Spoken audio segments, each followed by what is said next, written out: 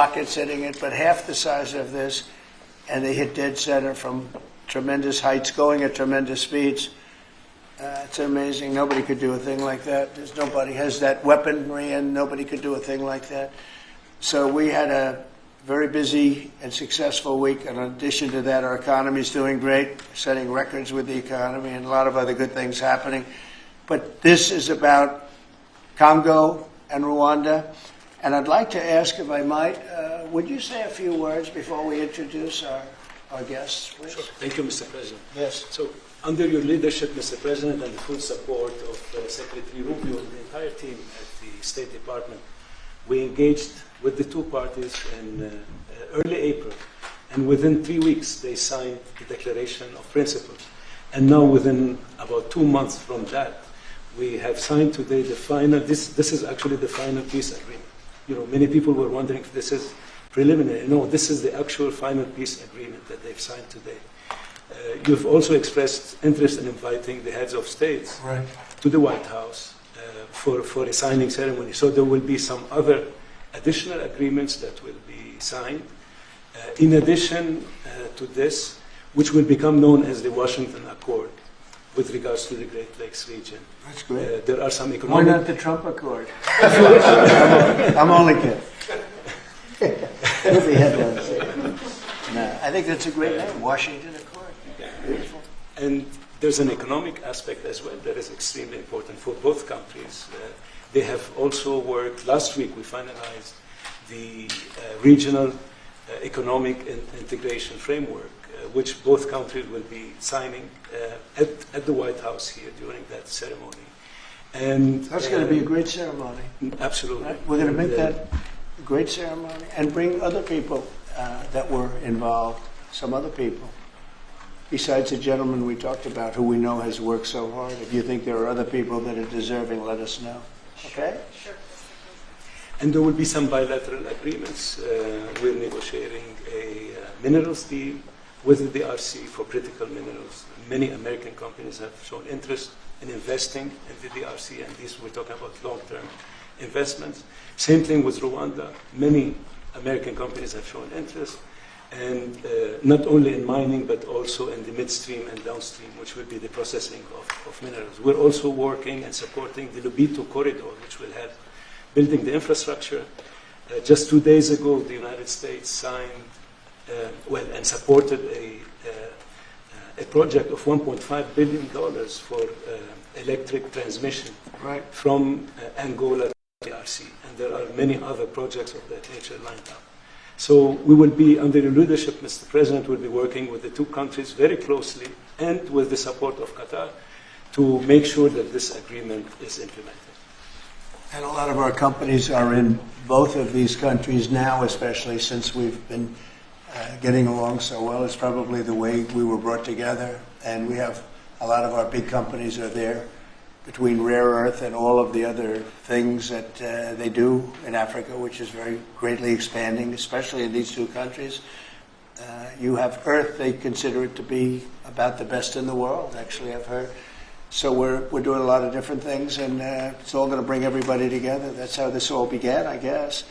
But the big thing is, the big thing for me is there's really only one thing, and that's getting a peace treaty with two countries that have been fighting for 30 years. And I want to thank you all. Will, if you could, yes, you could bring the letters over. Of course, sir. So in front of you, as you said, sir, these are the actual agreements that were signed, respectively, by the foreign ministers of the Democratic Republic of Congo and Rwanda earlier today, witnessed by Secretary Rubio. We've also prepared for you two letters. This is to President Paul Kagame of Rwanda, expressing your appreciation and congratulations for everything that's happened already, and of course inviting him to Washington for, as Dr. Bula said, what we hope will be the Washington Accords, finally setting the terms for peace and prosperity in this region, hopefully for a very long time.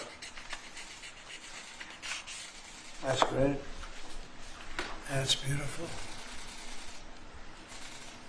Very important.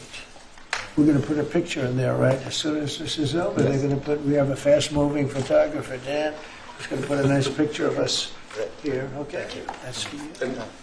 And this is a letter to President Chikisade of the Democratic Republic of Congo, again congratulating him on settling this long-running war and inviting him to Washington, D.C. for the final conclusion of the agreement, hopefully soon. That's great.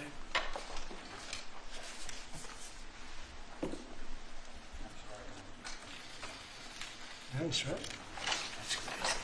You take that pen, and you take that pen. Thank you very much. So I'd like to ask GD to say a few words, our great Vice President, and then Marco, and go ahead. Great. Well, first, let me welcome the foreign ministers of Rwanda and Congo. It's great to have you in the Oval Office. And second, let me say congratulations to the President, Secretary Rubio, the entire team. I think for the people of these two countries, they should know that the United States is committed to the pathway of peace. But to my fellow Americans, this is really a celebratory moment. This is a big moment for our country because under the President's leadership, we've taken what was 30 years of killing and war, the worst war in terms of death count since World War II, and now we're on a pathway to peace. And so if I think about what I know about these two countries, for 30 years, pretty much the entire time that I can remember these two countries being in the news, much of the story has been about them fighting one another, about them killing one another. And now we can look forward to a future where my children will look at this moment as the beginning of a new story, a story of prosperity and of peace. So thanks to the President, congratulations to the entire team, and to my fellow Americans. We should all be really proud because it's amazing what active presidential leadership can accomplish when it's geared towards peace and prosperity, and that's what we have in the Oval Office right now. So great job, sir. Thank you very much, JD and Marco, and then we're going to ask the two principals to speak. Yes, sir. Mr. President, first of all, thank you. When I first came on this job a few months ago, you made it very clear that the priority of this administration under your leadership is going to be the pursuit of peace. And from day one, whether it's been in Ukraine and Russia, whether it's been Pakistan, India, whether it's been Iran and Israel, and in the continent of Africa, your priority's been on peace. And today we see this come to fruition. It's sad. Wars get a lot more attention than peace. But peace is harder than war. A lot harder. And I want to congratulate both of the leaders here and their respective presidents for choosing the harder path, which is often peace, than the easier path, which sometimes is war, as costly and as bloody as it may be. And I echo the Vice President's statements, and that is that Americans should be very proud that the #1 voice for peace in the world today is our President, your President. And so thank you, President Trump. And I want to, again, recognize Dr. Boulos and the work he's put into this from day one. He's really put a lot of time and effort, and as our friends from the respective countries can share with us. And last point, I do want to thank, you've done this already, but the African Union, Togo, and Qatar, who have been extraordinary partners and whose help we're going to need to continue to receive in order to bring all this to fruition. So congratulations to both of you. Thank you, Mr. President. Thank you. Great job you've done. Do you want to start? Either way. Would you like to start? Ladies first, maybe. Okay. Thank you so much. Thank you very much. Thank you so much, Mr. President, for having us here. I think I can summarize my contribution in 3 main points. First of all, thank you and congratulations indeed for this remarkable milestone, which is putting an end to 30 years of conflict and of suffering, and which is redefining the perspectives that millions of Congolese and of citizens of the greater Great Lakes region will have. The second point is stay committed, stay on board. We need the United States to make sure that this agreement holds and that you hold us accountable. And the third point is, if you stay on board, I think there are so many perspectives that we can transform our partnerships to, and that can usher in an era of prosperity, of growth, and of shared bilateral relationships that go well beyond the challenges that we've shared together, and that can at least, or finally, focus on the potential and of the wealth that we can share. So again, our heartfelt gratitude to you on my behalf, but more importantly, on behalf of the people of the Democratic Republic of Congo. Thank you so much. Beautifully spoken, and I look forward to seeing your leader. They will, highly respected person, as you know, Indeed. highly respected all over the world, but in Africa in particular. So sometime in July we'll do something, big ceremony. We look forward to it. Thank you so very much. Please. Thank you very much, Mr. President. This is indeed a historical day because it's the signing of a peace agreement between Congo and Rwanda to end a conflict that has been going on for 30 years. And there has been many mediation, facilitation in the past, but none of them succeeded. And we believe that it's because of your leadership and your steadfast commitment to this process with also a new approach of economic integration, regional economic integration, which is important to allow Rwanda and DRC working together, because this is a very rich region with cross-border trade, with minerals, with natural wealth. So with the US standing side by side with Rwanda and DRC, we believe that we will achieve a long-time peace. And we also believe that, as my colleague from DRC stated, it's important for the United States to stay committed, because today we signed, but now we need to implement what we have signed in order to open this new era you were talking about of prosperity, so that we can reap the economic dividend of peace. So for this economic integration framework to be implemented, it's important for the US to accompany the parties to implement what we have signed, because in the past we have signed so many agreements that were not implemented. And we are really, we believe that with your leadership, with the involvement of the United States administration, we will reach that goal. So thank you very much, Mr. President. Well, this will happen, definitely. I can reach over. Do you want to just press them over to me? Let me have them. And I just wanted to give you each. These are your signed agreements. And we'll make sure that you follow through. We'll make sure you follow through. Yeah. We'll make sure that you follow through. Okay, that's for you. And we have one other thing that we're going to give, that we give to special people only. It's a coin. Thank you. And I hope you do that. I'm going to give you a second one for your leader. Oh, thank you very much. These are serious coins. You don't want to lose them. You'll be very. I think that your reporter from Africa should get one. What do you think? Is she allowed? I think yes. Are the reporters okay with it? Brian, yes? Darling, that's for you. Okay? You did a fantastic job. Thank you, And I heard you do a great job in covering everything. Thank you. And Mr. President, we actually have the pictures that you took earlier Oh, with let the me foreign see that. ministers here already. Thank you so much, Mr. President. Thank you. Let me see that. They're in this folder right here, sir. Okay, this one? Yes, sir. Oh, they look better than me. I don't like it. I don't like it. That's beautiful. That's very good. We have a good photographer. Beautiful. That's great. You better, I'll tell you, you better do the job here. We're going to come down. It's beautiful. Thank you very much. So we'll put them in. That's for you. I can do that. That's for you.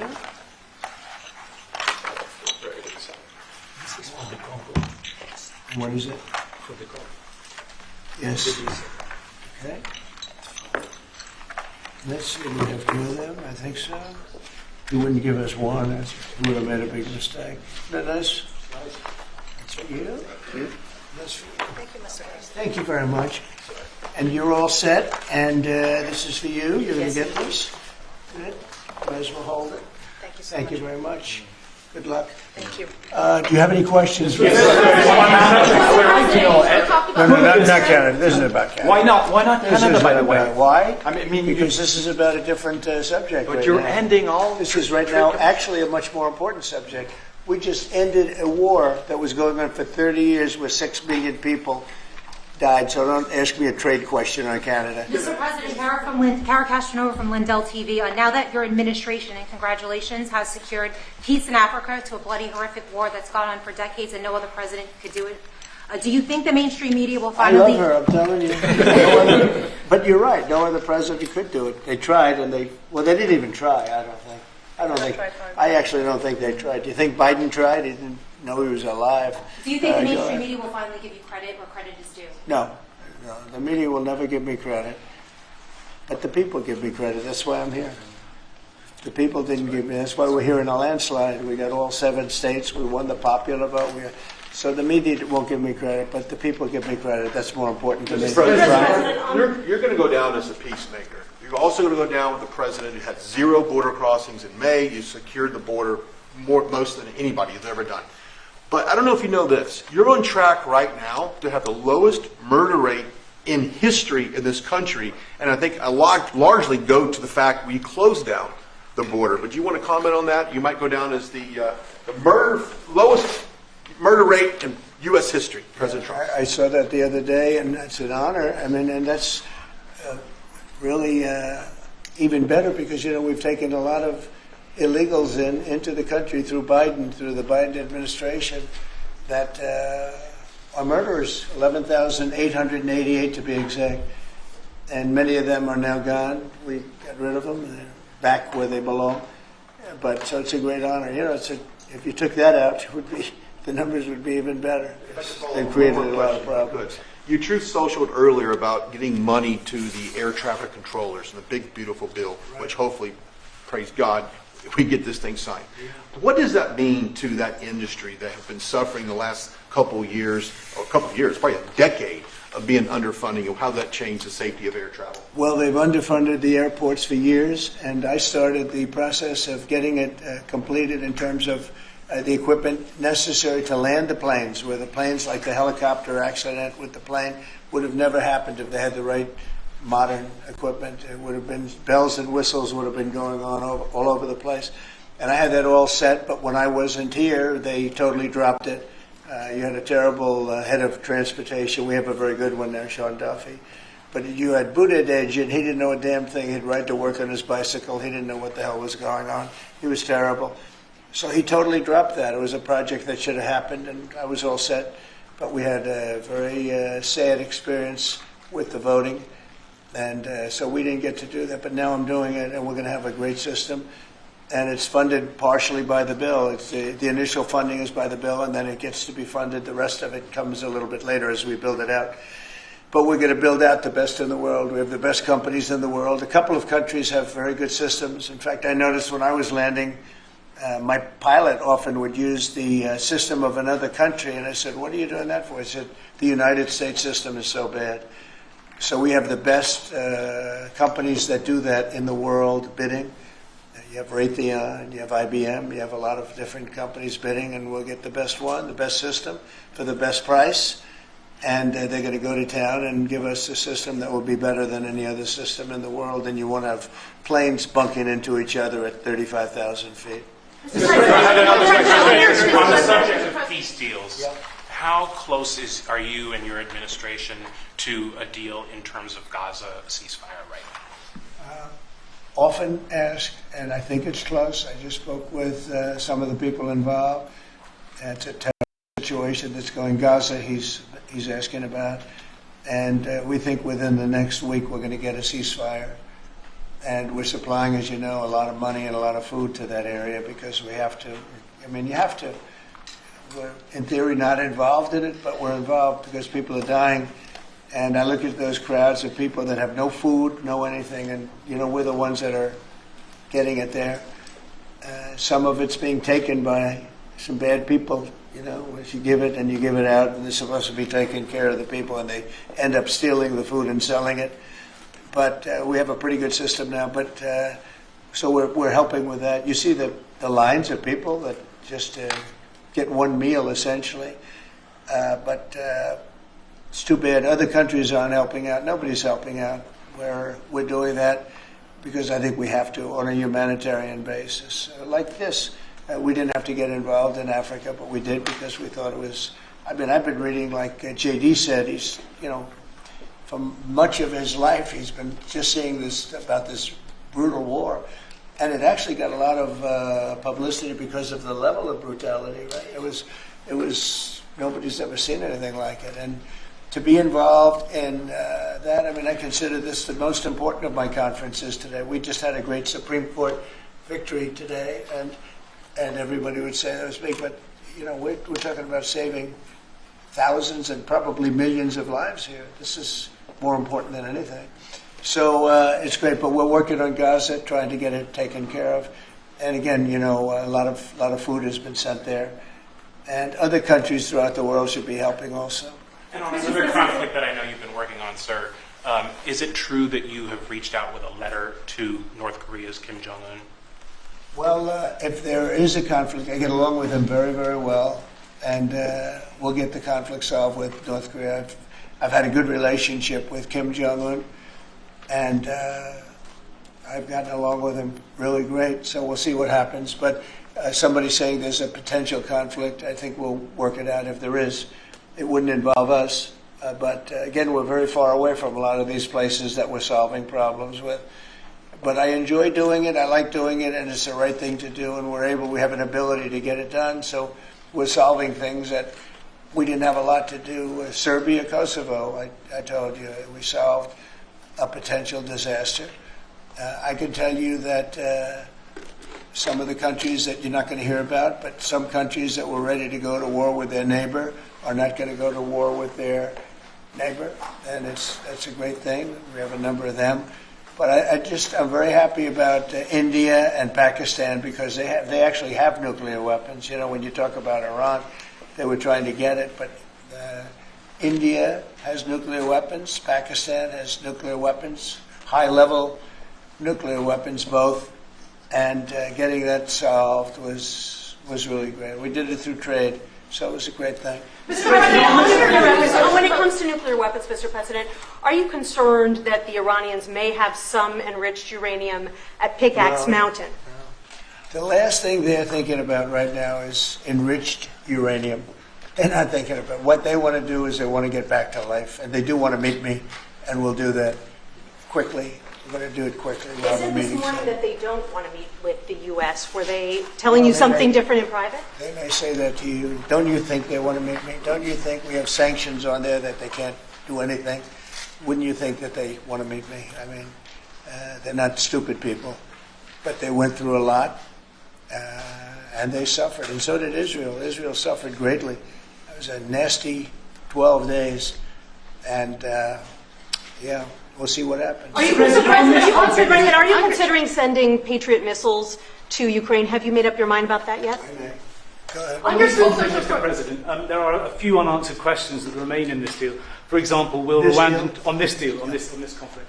For example, will Rwandan troops pull back from parts of DR Congo, and also will the M23 rebel group be allowed to remain in parts of eastern DR Congo? Do you have any answer to those questions? Let me ask you that question. You want to answer that one? It sounds like an interesting question for you. Go ahead. Thank you very much. In the agreement we signed, we have taken the concept of operation for the neutralization of the FDLR, which is a vicious genocidal movement, and the lifting of Rwandan defensive measures. So this was already signed last year in November, so we will implement it. This concept of operation to do both things, to neutralize this movement, which has been destabilizing Rwanda for many years, and to lift our defensive measures. As for the M23, in the agreement also, we have decided to rely on the Doha talks, because there are currently talks between the AFC M23 and the DRC government to have a peace deal also that will complement the Washington peace agreement. So both things are taken care of. Thank you. Mr. President, will the United States be enforcing this agreement or taking a role in it? We're working with them to get it enforced. They can enforce their own agreement, but we'll be putting a lot of pressure on to make sure it gets enforced. The two people in this room are very, very capable people, and they'll get it done. I think they'll get it done. They love their... One thing I learned very quickly is how much you love your country, and you want to get it done. And they know it has to get done, otherwise bad things happen. But I think we're well beyond that. Other presidents should have done what I'm doing right now. They never did it. I don't think they ever tried. I don't think it's like they couldn't do it. I don't think they ever tried. And if they did, they wouldn't be able to do it anyway.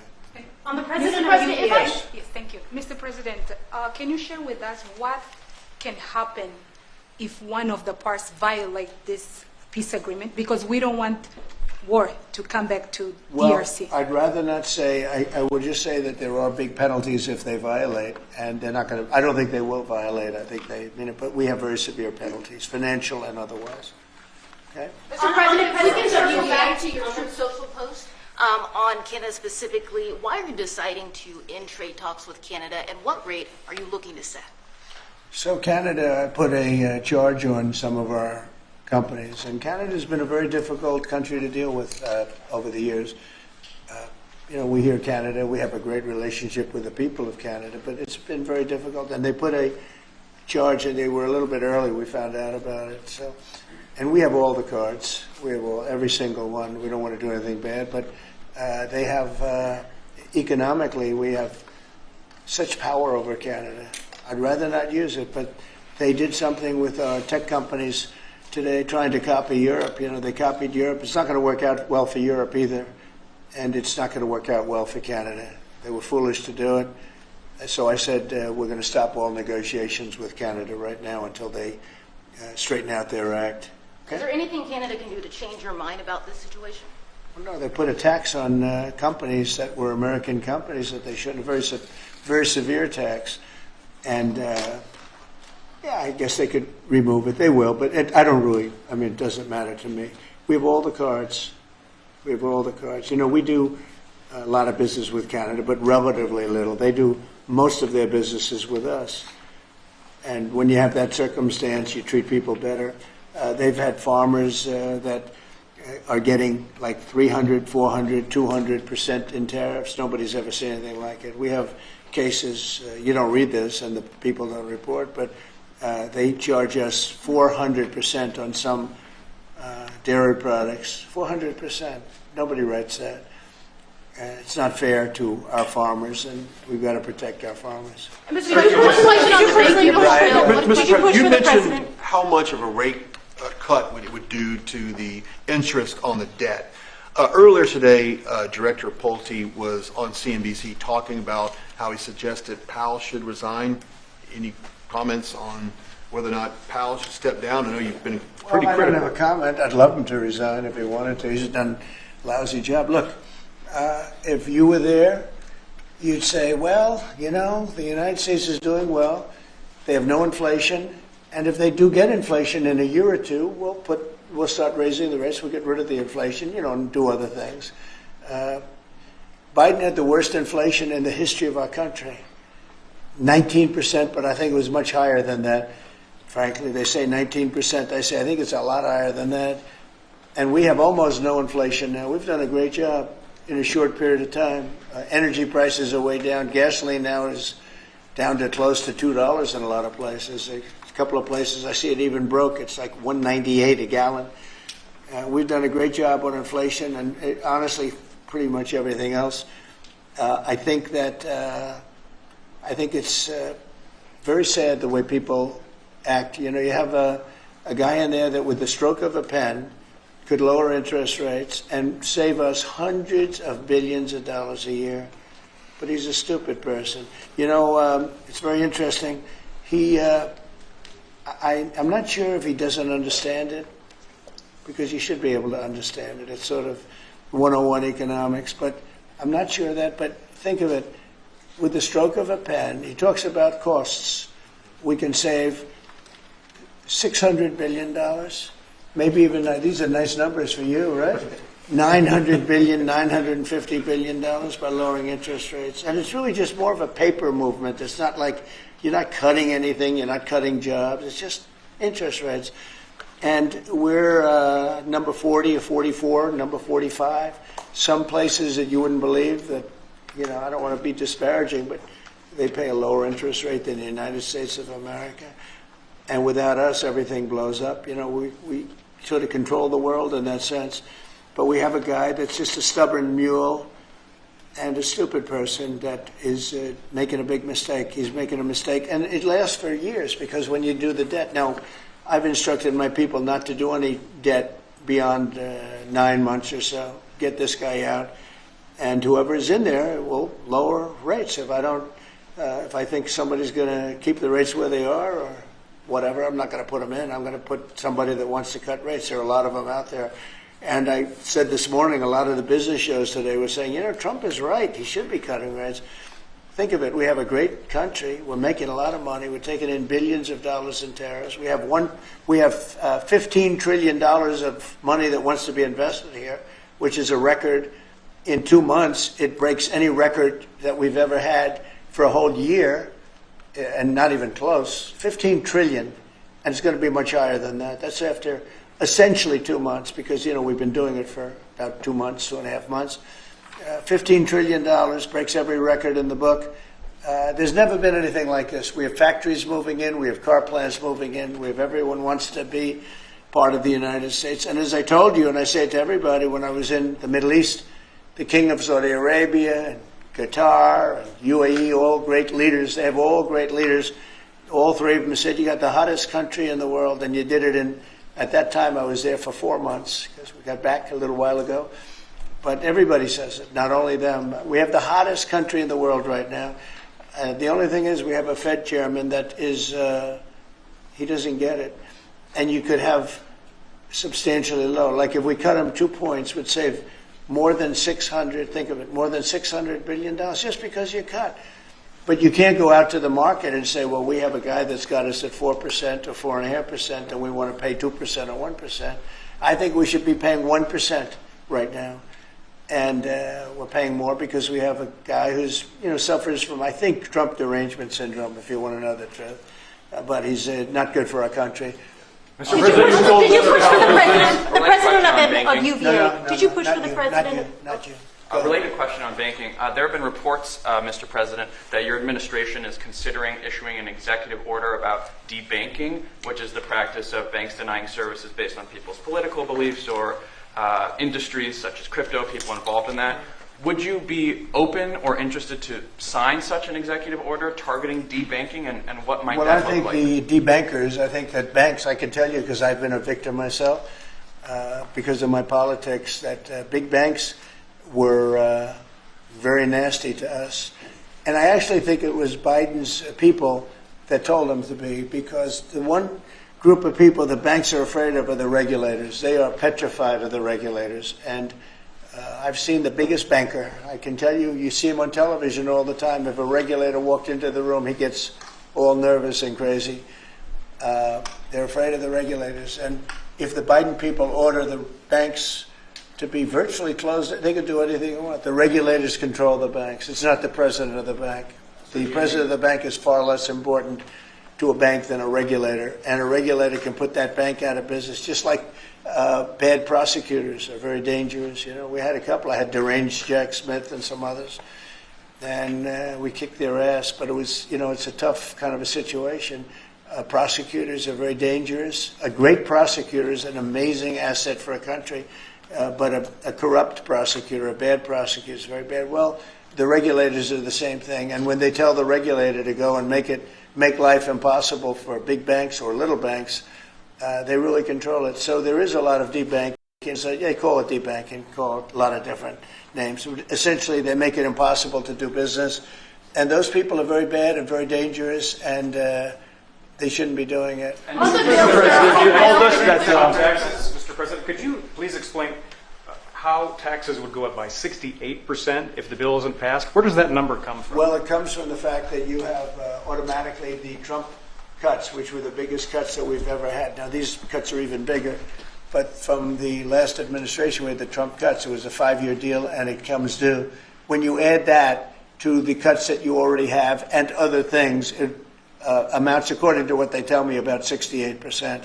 That would mean you'd have a tax so that that the tax cuts that they got, the biggest tax cuts in our history, would immediately go up to that level. And that alone is a big chunk of the 68%. And then you have the other taxes that would accumulate. And they say that you'd have about a 68% tax increase. Sir, you said a moment ago that it won't work out very well for Europe on trade. Does that mean you want to cut off those negotiations as well and just tell them what they should be paying? They've been very tough. The European Union was formed in order to take advantage of the United States on trade. That was why they were formed. And they're nasty. They're very nasty. We have a good relationship. I'm dealing with Ursula right now and the group. But it's a very tough situation. They have been unbelievably bad to us. If you look at past precedents, they've treated them very badly. They're being very nice to me because I get it. I know the system, and we have the cards. We have the cards far more than they do, and they have not treated us well. And they're coming to us right now. I said I was going to put on a 50% tariff. As soon as I said that, I put it out on Truth. As soon as I said that, they came to the table. They didn't want to come to the table. My people were telling me, Scott was telling me, and the whole group was telling me that not a good situation. They want to tap it down the line. They don't want to really deal. So I said, we're going to put a 50% tariff on you. And Howard, as you know, was very much involved, Lutnick, Commerce. And he said, They don't want to talk. As soon as I put that on, I was getting calls from them like, can we meet tomorrow? And the problem is they have a lot of very unfair taxes. They have a lot of taxes that you wouldn't put on, and they sue all our companies. They're constantly suing Apple and Google and all of these companies, and getting in front of judges that essentially almost work for them. I guess they do work for them. They're European Union judges. And they're getting these crazy rewards. Apple was fined $17 billion, and others are being fined tremendous numbers of dollars. They're nasty people. And I don't want them affecting U.S. companies. I don't want that. If anybody's going to affect a U.S. company, I want it to be us. And if they're going to have to pay a penalty or a fine, let it be to us. So they've done this for a long time, for years, but they're very nasty. The European Union's very nasty, there's no question. But they'll learn not to be so nasty very soon. They know that. They know it's coming. Vladimir Putin reached out to you to help you with the Iran crisis. Well, he made some nice statements today. Did you see the statements? I saw the statement. Very nice. Vladimir Putin made some very nice statements today. Look, he respects our country again. He didn't respect it a year ago, I can tell you right now. But Putin respects our country. And President Xi of China respects our country. And Kim Jong-un they respect our country again. We were not a country that was respected just a year ago. We had a president that was incompetent. We had bad people circulating around this desk, this beautiful, resolute desk. They had, I guess, evil intentions. You couldn't be that stupid. I mean, they had evil intentions. But the world respects our country again. Thank you very much, everybody. Thank you, press. Thank you, press. Just outright the story. Thanks, guys. Thanks, everybody. Thank you. Thanks, guys. Let's go. Thank you, guys. Thanks, guys.